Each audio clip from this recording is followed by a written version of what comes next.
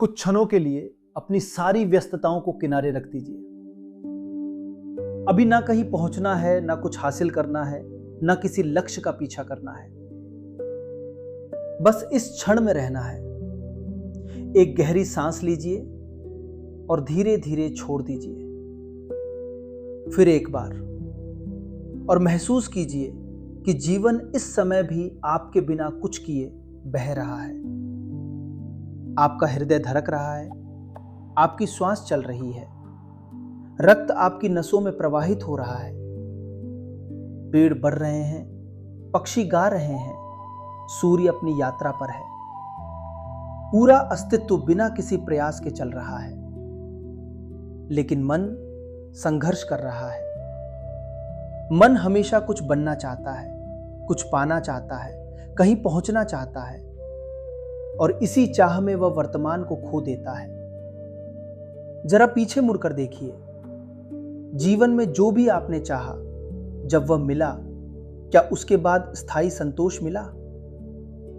कुछ क्षणों की खुशी शायद मिली होगी, लेकिन फिर मन ने एक नया लक्ष्य बना लिया। फिर एक नई दौड़ शुरू हुई, फिर एक नई बेचैनी जन्मी, फिर एक नई तलाश शुरू हो गई। मन का स्वभाव ही ऐसा है, उसे मंजिल नहीं चाहिए, उसे केवल दौड़ते रहना है। और इसलिए शांति कभी उपलब्धि नहीं बन सकती।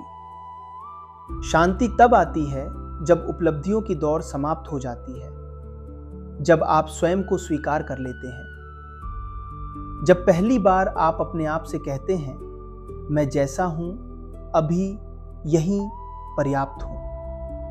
और उसी क्षण भीतर कुछ पिघलने लगता है। वर्षों से जमा हुआ तनाव, स्वयं को साबित करने की जिद, दूसरों जैसा बनने की कोशिश, सब धीरे धीरे ढीला पड़ने लगता है।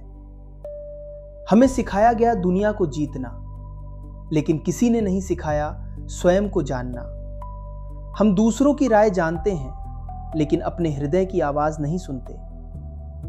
हम संसार की खबर रखते हैं, लेकिन अपने भीतर क्या चल रहा है उससे अनजान रहते हैं। और यही दुख का कारण है। दुख इसलिए नहीं कि जीवन में समस्याएं हैं, दुख इसलिए क्योंकि हम स्वयं से दूर हो गए हैं। आज बस कुछ क्षण अपने भीतर उतरिए, आंखें बंद कीजिए और अपने विचारों को देखिए।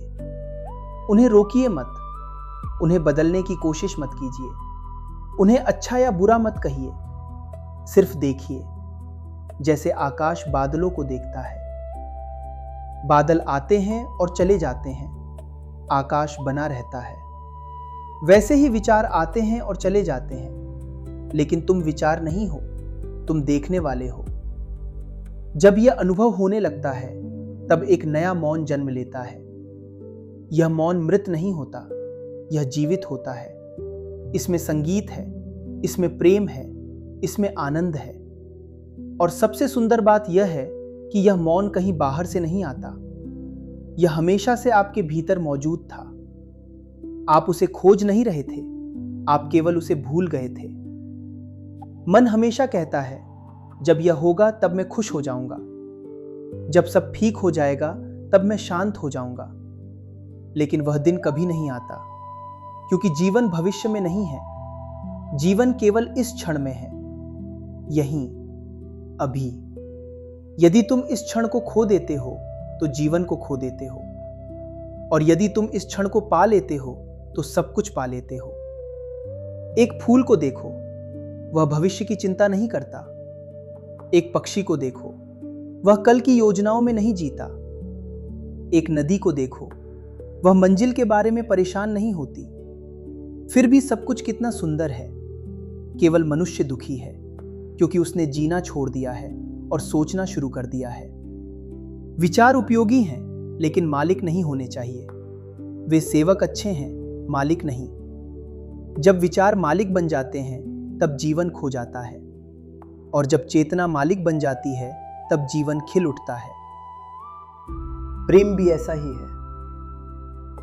प्रेम कोई रिश्ता नहीं है, प्रेम एक अवस्था है। यदि तुम्हारे भीतर प्रेम है, तो तुम हर जगह सुंदरता देखोगे। एक फूल में, एक बच्चे की मुस्कान में, बारिश की बूंदों में, हवा की सरसराहट में। प्रेम का अर्थ है जीवन को धन्यवाद देना, बिना किसी कारण के। सुबह आंख खुल जाए, धन्यवाद। सांस चल रही है, धन्यवाद। सूरज उगता है, धन्यवाद। जीवन मिला है, धन्यवाद। जितनी कृतज्ञता बढ़ती है उतना आनंद बढ़ता है। याद रखो, तुम्हें कुछ बनने की आवश्यकता नहीं है, तुम्हें कहीं पहुंचने की आवश्यकता नहीं है, तुम्हें स्वयं को सिद्ध करने की आवश्यकता नहीं है।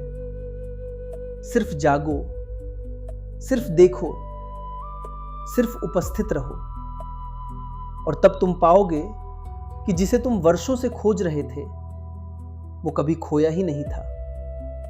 वो हमेशा तुम्हारे भीतर था। वह मौन, वह प्रेम, वह आनंद, वह शांति तुम्हारी अपनी प्रकृति है। उसे पहचानो, उसे जियो, उसे उत्सव बना दो, और तब जीवन एक संघर्ष नहीं रहेगा। वह एक गीत बन जाएगा, एक नृत्य बन जाएगा, एक उत्सव बन जाएगा।